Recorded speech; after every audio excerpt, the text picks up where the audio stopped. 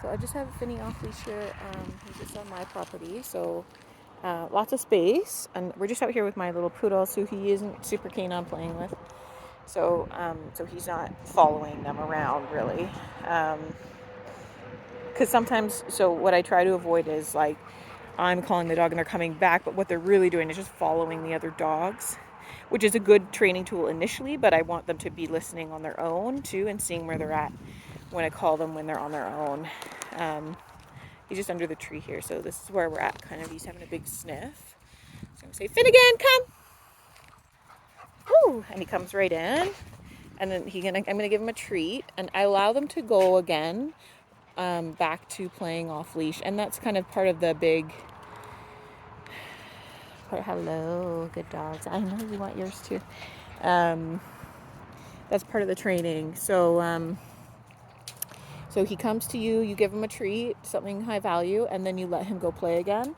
So instead of leashing him, so what happens if you call the dog and then you remove freedom by either like leaving the park or putting them on leash or bringing them inside, you will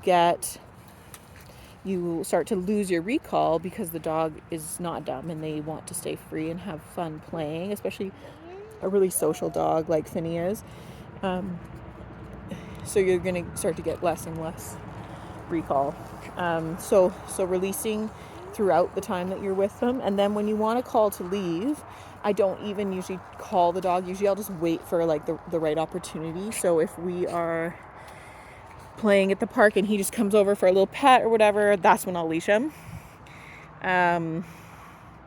Just so that your recall isn't even associated as often as possible. I mean, sometimes you're gonna have to call him and he'll come over and you're like, "Good boy, yay!" and give him a bunch of treats and then leash him.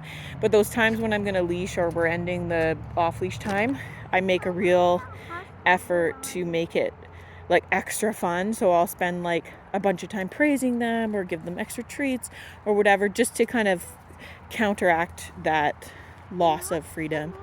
Finnegan, come. Good boy. And I'm calling fairly frequently, but I'm also not calling like constantly, right? So I'm not just being like, come, like I'm like in a really annoying way. Good boy. Is it? Good. That's a good boy. And I do practice some, Finnegan, come here.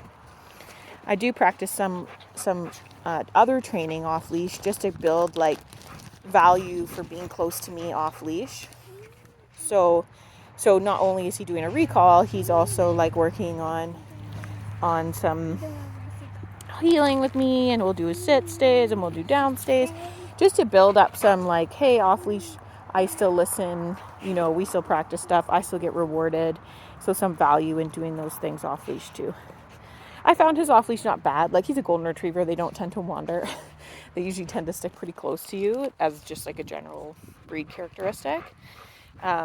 He wasn't coming back like immediately, but he's doing quite well, especially for the amount of time that he's been here. His recall's really good, and I feel really comfortable with him off leash.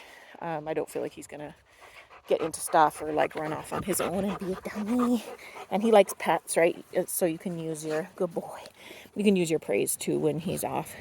Try to give him a little bit of pets and lovin's while you're hanging out, not as a way to coerce him to come back to get on. Oh my gosh.